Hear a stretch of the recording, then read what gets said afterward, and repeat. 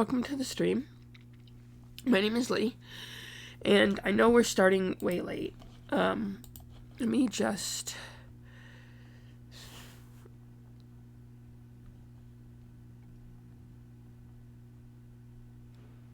I'm not trying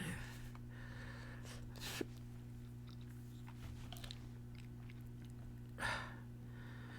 Miss you.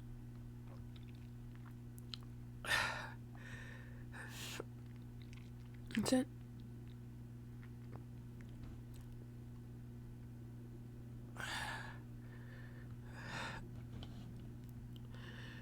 Okay.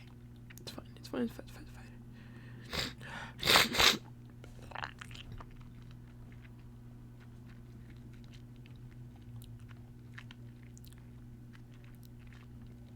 No, nothing.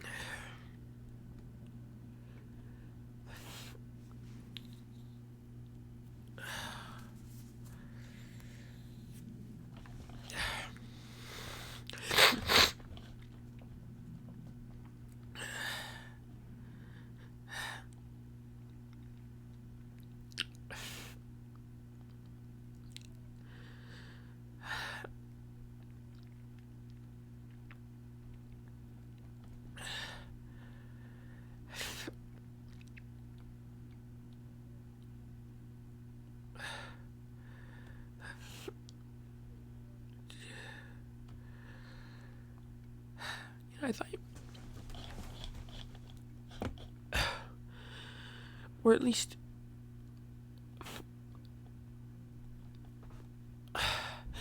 Okay, wait. I'm sorry. I'm fucking sorry. I'm not... Okay, it's fine. It's fine. I'm not gonna do anything about that. I'm gonna go here, and then here, and then... Okay, I'm not gonna... I'm gonna do this. I'm gonna... Okay, it's fine. It's fine. Here's what we're gonna do. I'm gonna go to here.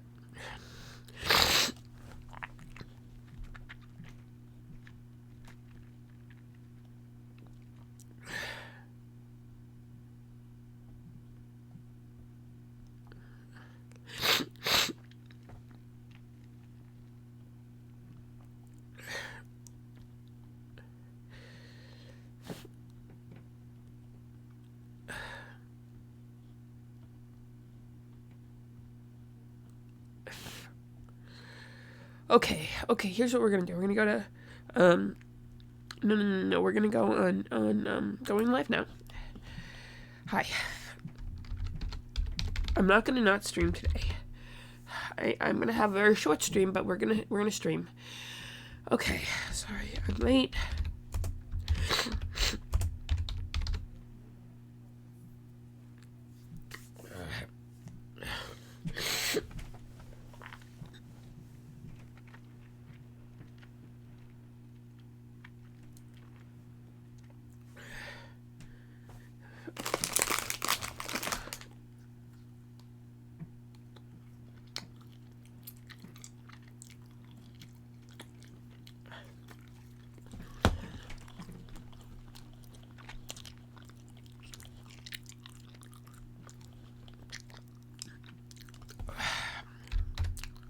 Okay, it's fine. It's fine. We're is spelled with an R, not a V.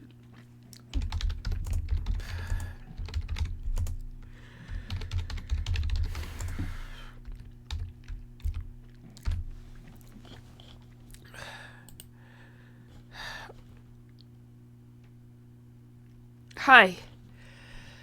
Okay. Sorry about getting such a late start today. Let me just grab one. Yeah.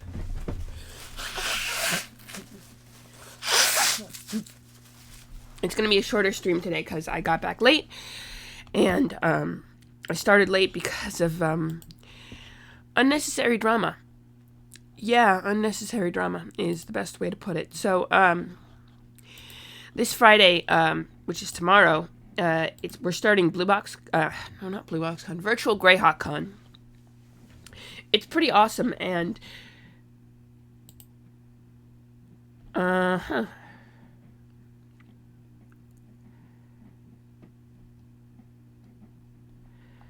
Oh wow, there's a whole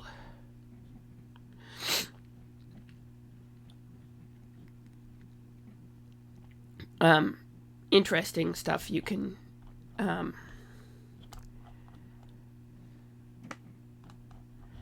interesting. Okay, there's a whole new thing for Twitch. We're gonna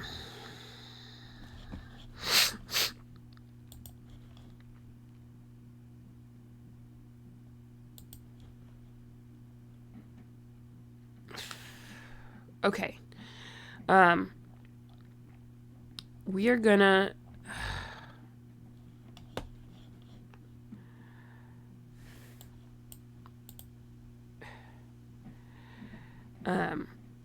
we have to figure out what kind of mace that is. Though we don't have our paladin. We have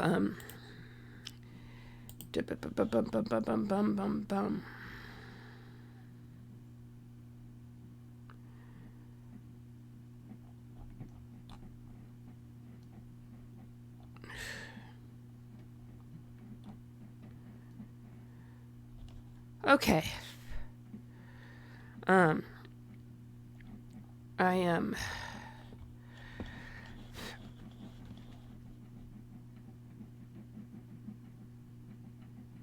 all right. Okay. I'm being an idiot. I need to focus. We need to do something cool and awesome. That's what we need to do. We need to do something cool and awesome.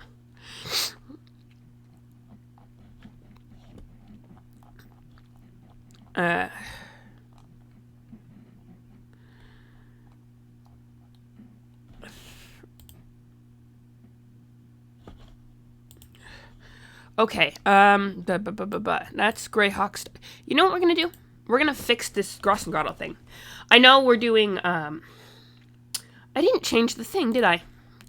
Of course I didn't. Okay, so here's what we're gonna do. We're gonna, edit stream info is what we're gonna do. Yes, okay, we know. Thank you. Yeah,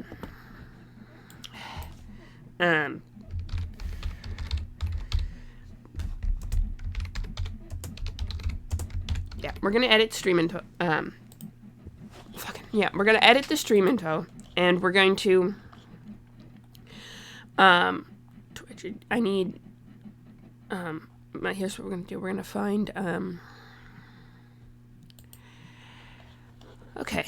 It's fine. We're gonna do this one. Calmer. And anyway, we're gonna find we're gonna see if I can get lure some fun people in, and if not, we just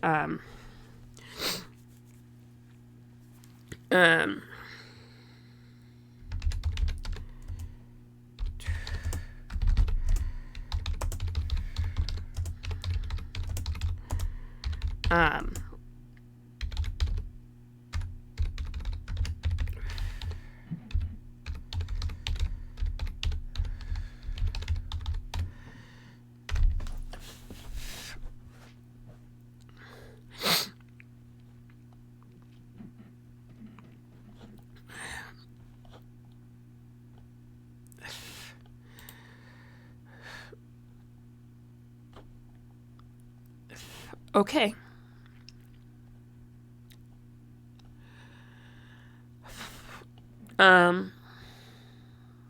Okay, so there's that, and basically,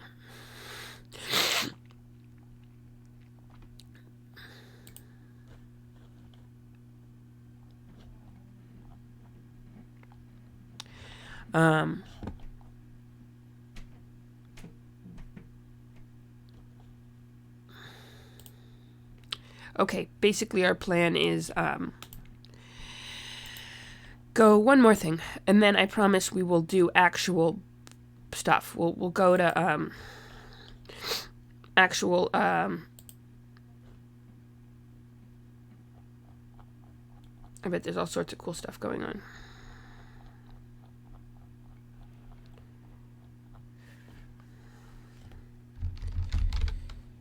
Um,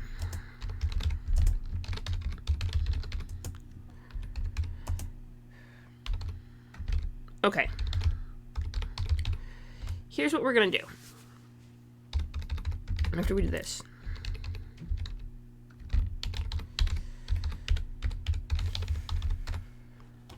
We're gonna do one more. I lied. One more thing, and then I promise we're gonna actually do some great Warhammer 40k. I promise we're gonna do something cool. It's gonna be awesome, and I.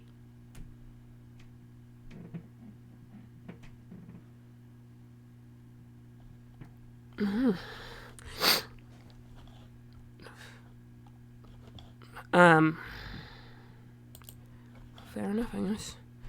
I need to do all sorts of things. I need to do one last thing.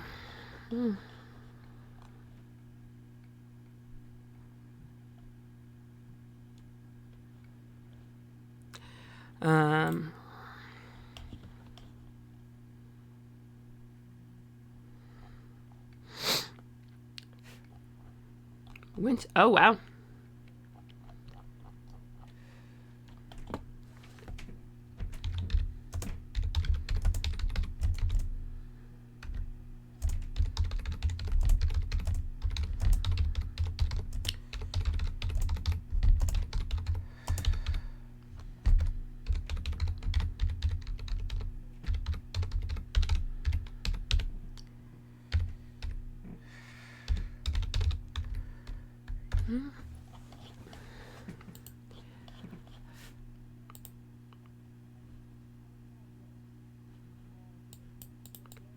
Okay.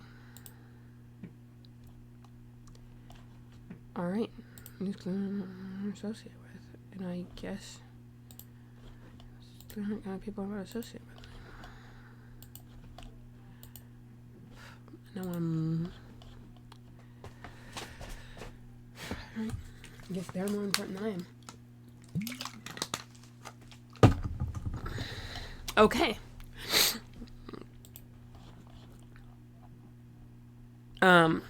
Sorry. I am getting something cool. I have to come up with something scathing and intensive for a friend of mine, but right now we're gonna do Dark Expectus Primus. Alright, we're gonna this is the character sheets for the virtual Greyhawk Con Day, which is the game is coming up, honestly. Virtual Greyhawk Con starts tomorrow, and well, anyway, I'm excited for it. And I hope you guys are too.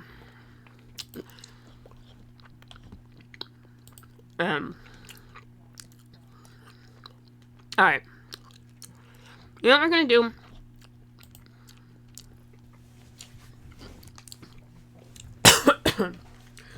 Wow, okay. Since my head's a little iffy right now, for various reasons.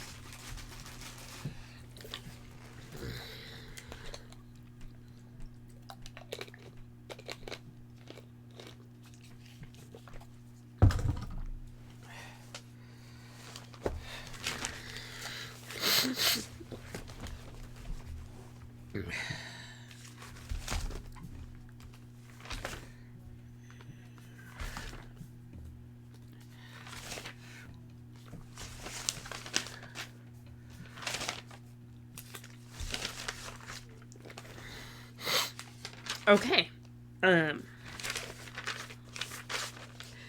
Alright, let me... Boom. Okay, let's...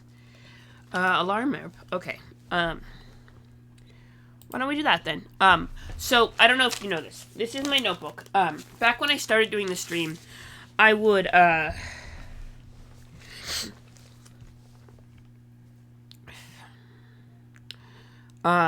when I started doing the stream, what I would do is...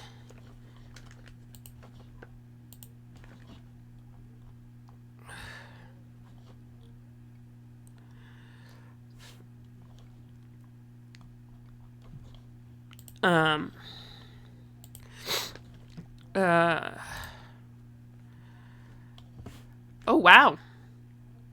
what I would do is do some type up.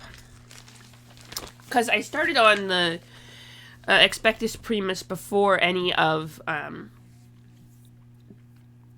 this came. So, well, first thing I should do is bring up Deathwatch and kind of, not Deathwatch. How do I explain this? Oh, okay, screenshots. So back in Deathwatch, no, that's really cool too.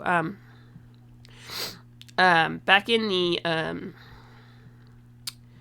Castmeyer Circle of Harvest. Okay, Deathwatch. Yes, no, not Deathwatch. We want Rogue Trader. I should be say that there are Warhammer 40k. Listen, if you don't know what Warhammer 40k is,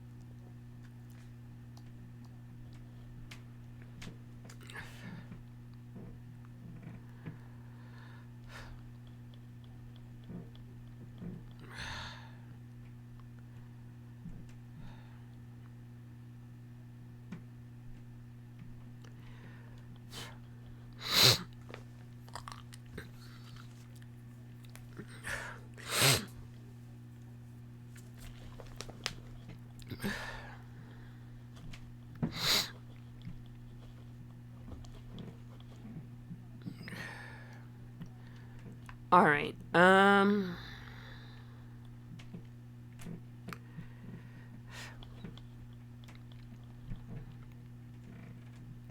Okay. Sorry. I'm getting lost in my head, and I really can't be lost in my head right now because because I'm streaming, and B, I really hope some of you are watching. I'd like for people to watch. I do enjoy having other people watch my stream. That's kind of the point of streaming. Also, I won't type this shit up if I don't stream.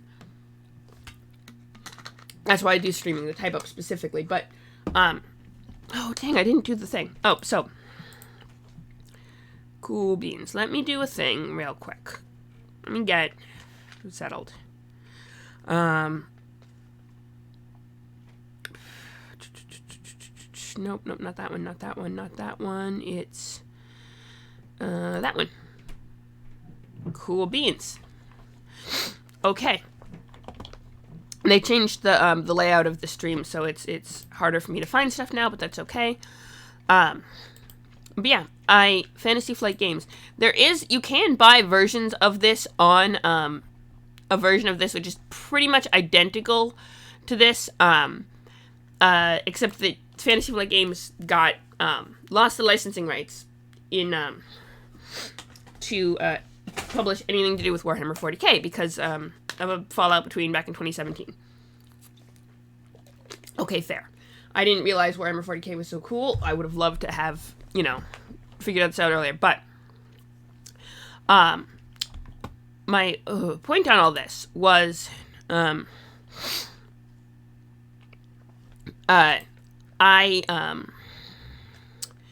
is a new... I don't need to arm wrestle Games Workshop for the Knights to... No! Oh, but what I was going to say is another company has the rights now. So, Fantasy Flight Games doesn't, and they made this whole system, and it's really cool, but you can still... because another company got the rights to publish... what am I saying? Okay, first I'm going to go to DriveThruRPG, because... boom, boom, boom, boom, boom, boom, boom, boom... Oh yeah, I have a lot of really cool stuff, but I need to work on that later. But first I need to do is RO is not yeah, Cubicle 7 Entertainment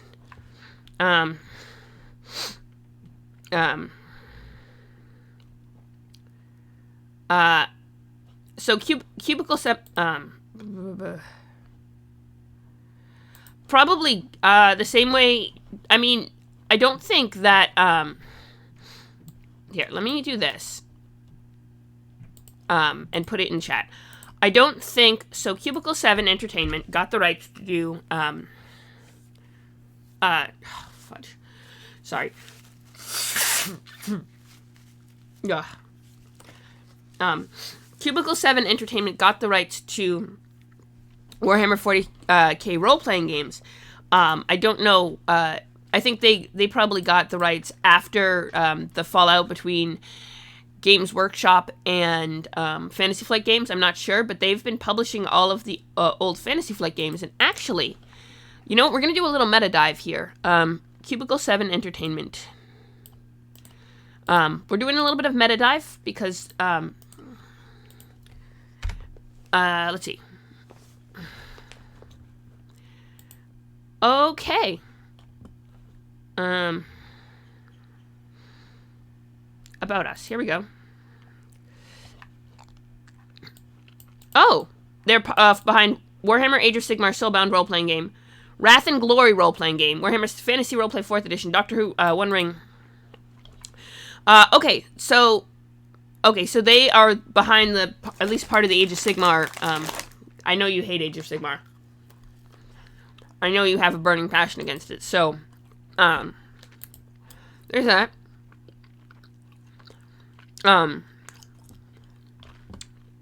They have over 15 staff people. Even extensive freelance network and are always trying to hear from new voices in the gaming community. Established in 2007, we have grown organically, building relationships with some of the most loved brands in fantasy.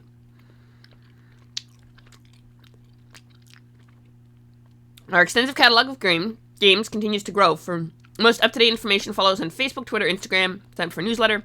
We take fun seriously. We believe games should be open to all. We do our best to ensure our efforts are enjoyable for all. We believe in equality and equality for all gamers, regardless of disability, sex, gender, or race. Okay, that's a pretty chill. Play games, have fun, and make sure everyone is invited. You know what? It's a vibe. I get that. So I think probably from what I'm guessing, now I don't have all of the details on this, but from what I can gather, Cubicle 7 Games probably,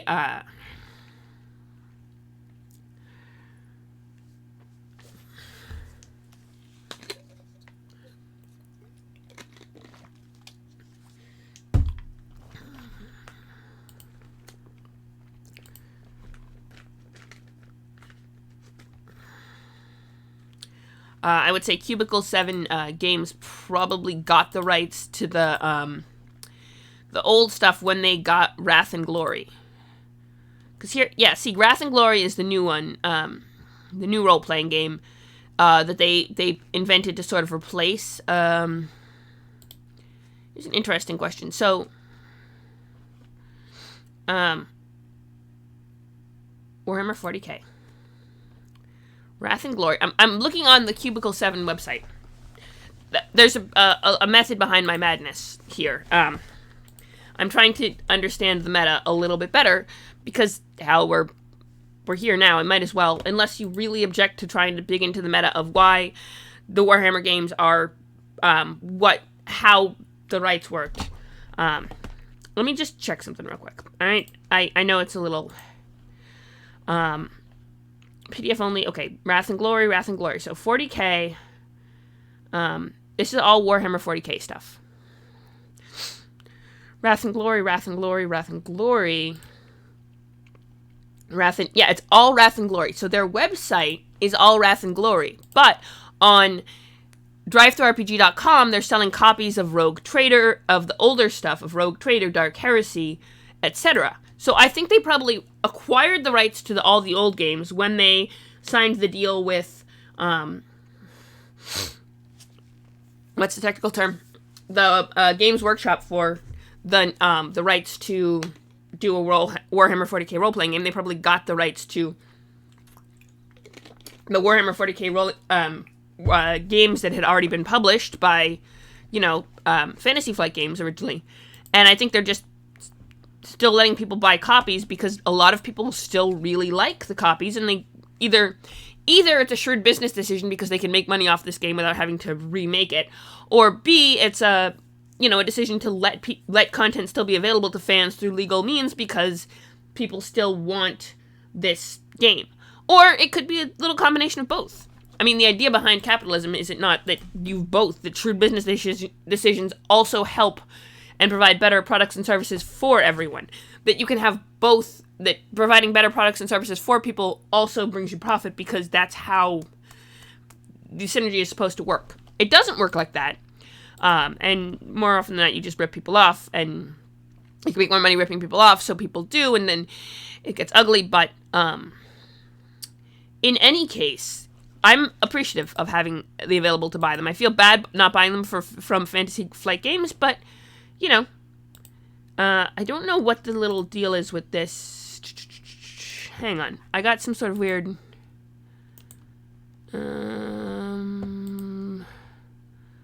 What? Okay, what is this? Video capture. Rogue writing. No. No, that's the flag. Wait. There we go. That helps. I don't know what the deal with that is, but okay, we got rid of it, so that's pretty cool. We just did a thing. We figured out how to do a thing on Twitch, and hi, we have new viewers. Lovely. Oh, but what I wanted to do with this was just kind of do a basic introduction for anyone who might be watching the stream, either now or later on. And yes, I know I still need to start putting stuff up on from my back catalog, or it's going to be lost forever. C'est la vie. But...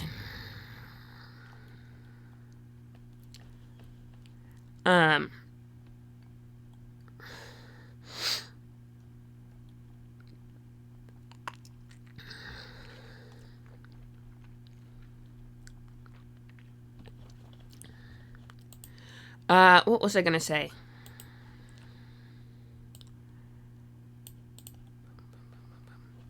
Cool.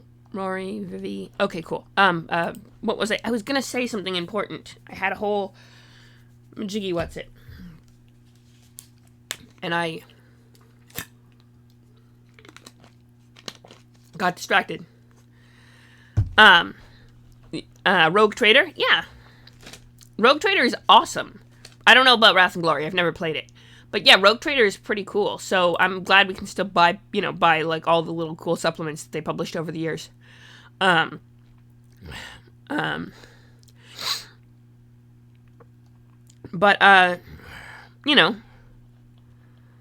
Warp, Imperium, Mutation, Culture, Language. Ooh. I'm on almost every... Here we go. A little lore time if you guys are amenable to it. If not, let me know. We can go back to typing up random character sheets and discussing specifics. But in almost every civilized world of the Imperium, the population speaks some version of Low Gothic, known also as Base Gothic or Common Tongue. This is the language in everyday usage by the vast bulk of the Imperium's peoples, and is derived from the speech of their distant ancestors. Low Gothic can vary widely from world to world, and even a single world may contain more than one accent or dialect. Although the first, some versions of Low Gothic may appear incomprehensible to an off-worlder, there will be many rudimentary phrases and words with which two individuals from different worlds might communicate. On some worlds, there are further debased forms of Low Gothic, the slang of hive-bottom dwellers, the colloquialisms of asteroid miners, for example, which require further study to master, often obscure references to local customs and traditions. Beast organizations, which appear nowhere outside of the locale, can on occasion be translated into common frame of reference to aid communication. While Low Gothic can, and has been, perverted and changed by local usage to the extent that meaningful conversation takes long periods of in situ study, when dealing with educated or traveled individuals, travelers may find it beneficial to conduct exchanges in High Gothic. Also referred to as Principal Gothic, Archaic Gothic, Prime Gothic, or Prime Gothic, High Gothic is the ancient and highly evolved language used in ceremonies, consultations, and other situations where clarity and definition are required. Also, side note, about working with, say, reading the, if people do that, they often represent High Gothic with Latin and Latin-sounding phrases,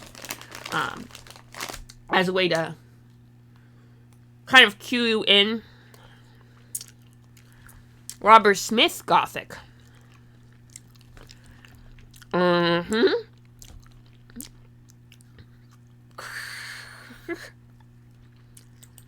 Indeed. High Gothic has remained virtually constant and unchanged, its principles reinforced through education and refinement, so that speakers from very different cultures and backgrounds can effectively communicate complex ideas. Another language a traveler will encounter is the Technolingua of the Adeptus Mechanicus. Although rarely used outside of the Order of Tech Priests, elements of the Technolingua may be found integrated into Low Gothic of highly industrialized or technologically oriented cultures. Few outside the Priesthood of Mars can fully comprehend Technolingua, and it is a language replete with the internal self-references and allusions to knowledge that remains unknown to those outside the Tech Priests' closed orders. Magi of the Adeptus Mechanicus have preserved this form of communication since the founding of their institutions in the Dark Age of technology, and by lore, none should speak its forbidden phrases who have not been sanctified by the machine god. Interesting.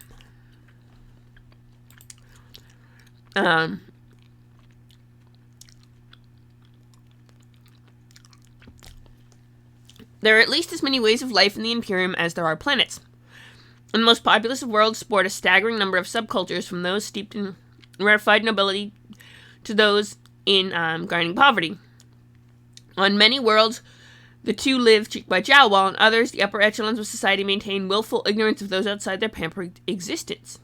Each world has its own range of customs, traditions, lineage, and heritage. Those who travel amongst the stars must become accustomed to the many manifestations of humanity's limitless variation.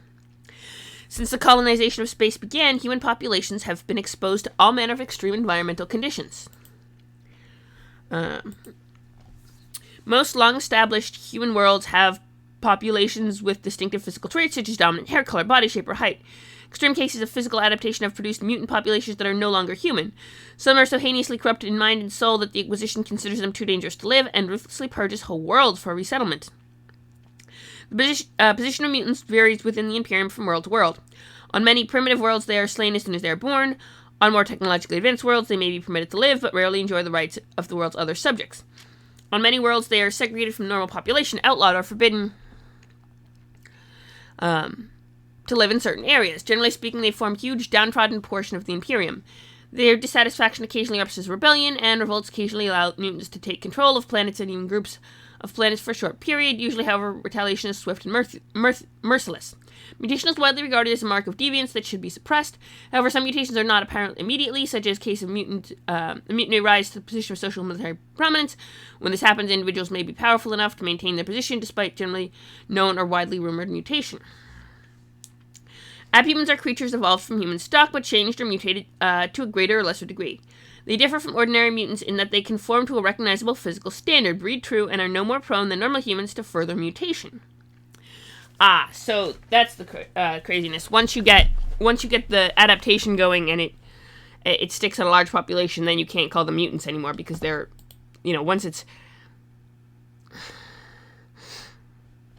Cronenberged, yeah, quite possibly.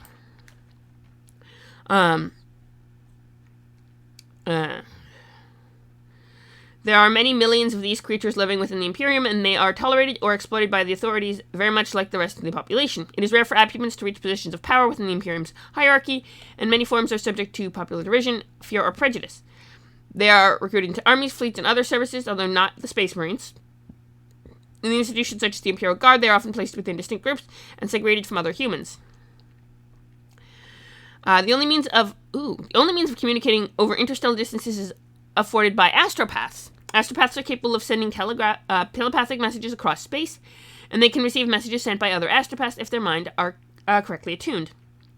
The need for astropaths is enormous. They are a common sight in the Imperium and are easily distinguished by their flowing hooded robes.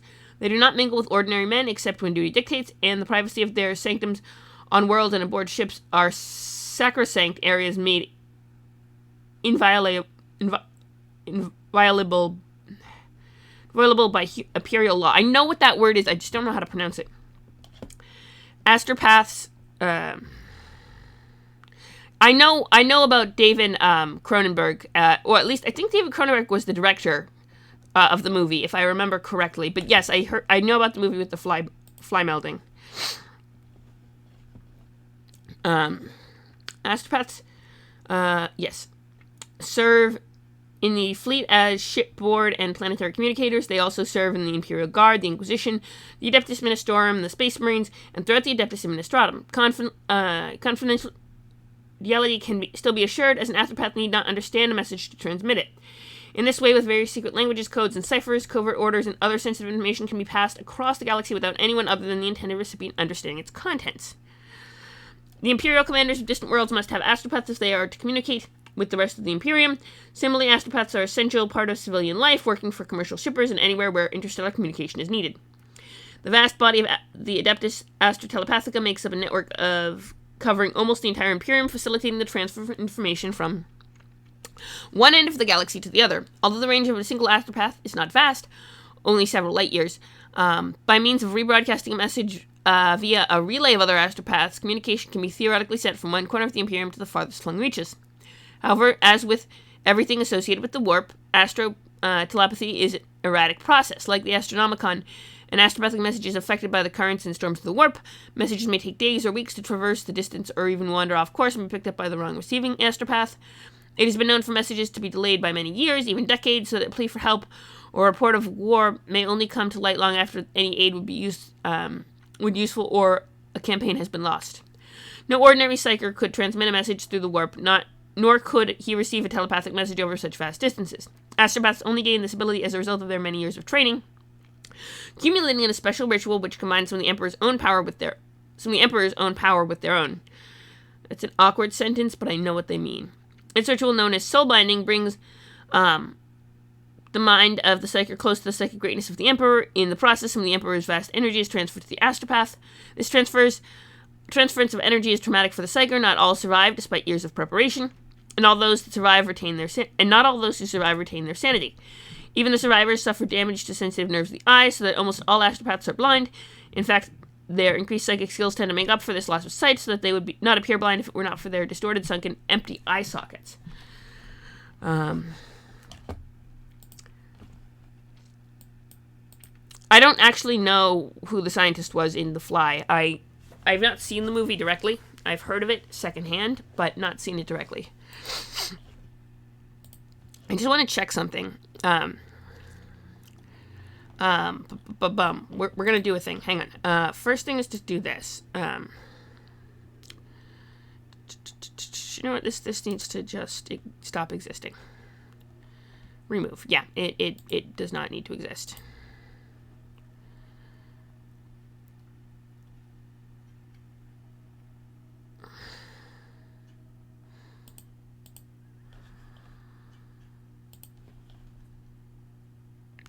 Let's see. I just want to check to see, in the crew of the Expectus Primus, if we have any astropaths, because we need to have at least one, right? Actually, though, one of the, when I played the Rogue Trader game with a bunch of friends of mine, our astropath on the ship was, in fact, not properly trained. He was, skilled and did have some training and actually knew astrotelepathy, but he had been trained by the ship's astropath on his own ship and not actually sent to the Adeptus Terra, and had been kind of stuck in a weird situation where he couldn't, and so he was a little weird and also not properly soulbound to the Emperor. So, there's that.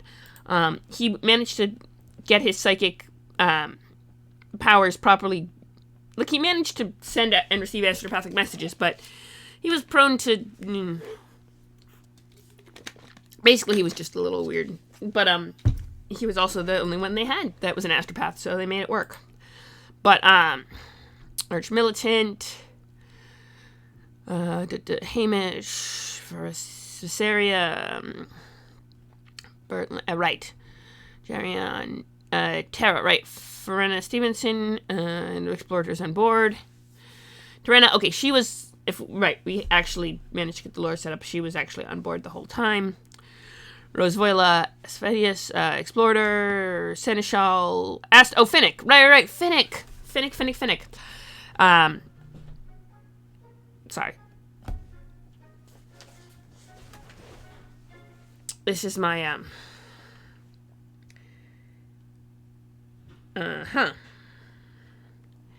But yeah, okay, we do have an astropath. This is good to know we have an astropath.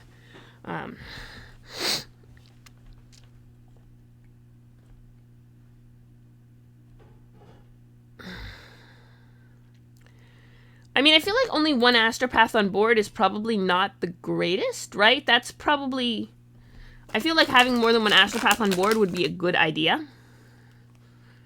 So what we might do is add a second astropath. That would be a wise thing to do, right? To add a second astropath to the,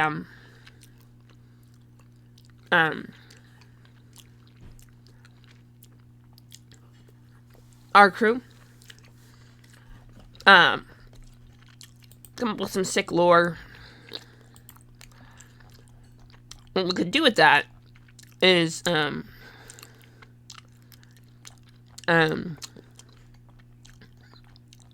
first we need a name. I guess we could start with the name instead of rolling randomly for one, if you wanted to. I could start with rolling the stats up. We could do it a sort of, we could do something interesting with this, actually. We could do, we could start with rolling stats and then roll on the origin path and then go from there. But we'd need a name first, because that would have to be... We could start with a name.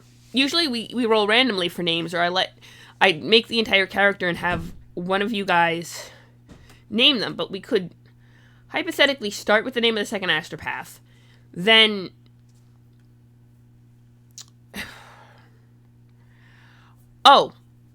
I feel like microwaving potatoes is a bad idea, but also I was thinking we could start with an astropath. I was also going to end the stream at 3, but I also got sidetracked, but also there's layers here. Let's see what we could do.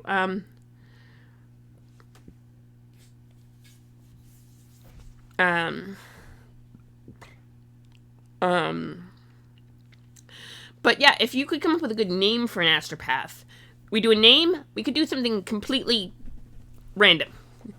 Or we could do it backward than we did all the other characters. That is to say, come up with a name, roll for gender, declare them an astropath, and then do the origin path going up as opposed to down. And then once we get to the top and what kind of planet, then we have to make the decision, okay, does this particular, planet... Then we do the whole thing where you figure out their, where they come from, what they do, fill in the character details, based on the origin path, which is completely rolled randomly, like you do. But we could roll it starting up, because we've done that before for certain characters, right? You start with, I think we did that for Astropath the Finnick, actually, but we didn't start with a name until after we'd already rolled. We did name and gender last. We could do name and gender first, and then declare an astropath, and then roll on the origin path chart. We could roll statistics first, and then roll them after, Okay. Let's do it. You ready? Boom. How did we do? Okay, so we got Krega.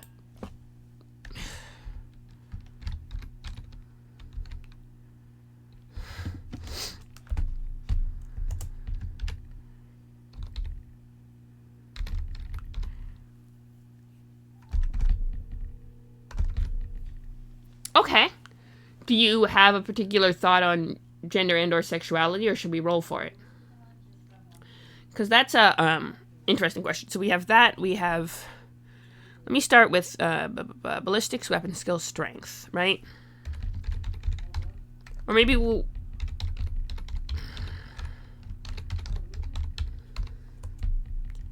No, no, no, no. Sig, don't do it. What happened? What happened? Are you okay?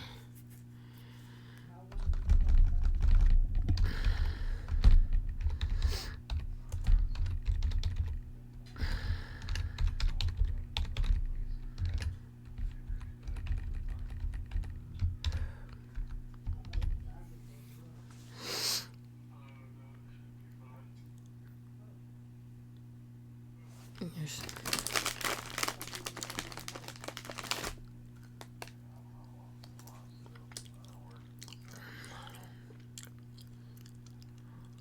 What? Did your stepfather say you can't go, you know...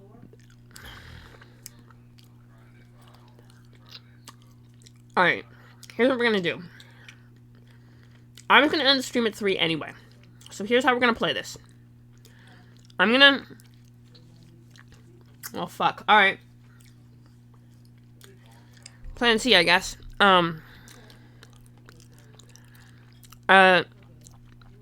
Let me keep...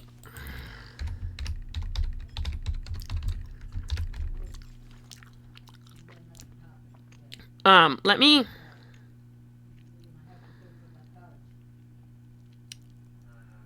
Let me keep going with this for half a second. And anyway, I was gonna end the stream at 3. Except I had a mini... Well... It's not important. I had a bit of a... There's a reason I didn't start the stream when I said I was. Which is a shame because I... Anyway. Let me finish doing this and then we should end the stream. That's the plan. Trust me. Intelligence. Because I was gonna do...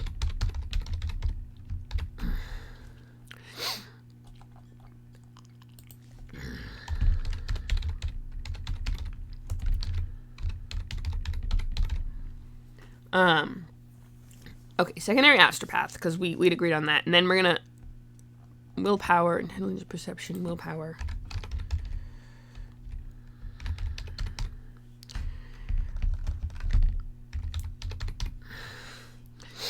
Alright, let me do this.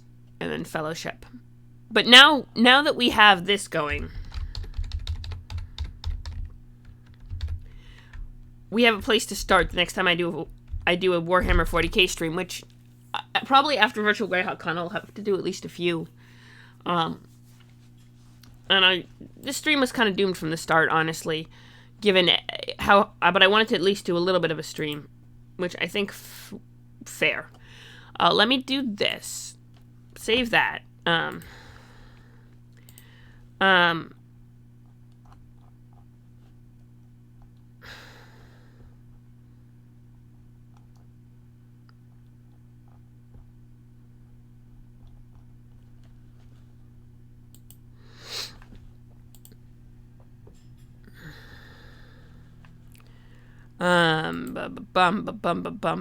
Okay. See if there's anyone good we can raid. Why don't we raid Brush for Hire? Because we...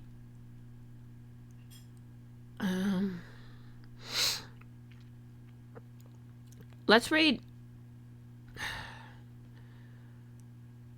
Let's raid Ramus, who's doing art and is cool. Okay. Thank you all for watching. I really appreciate it.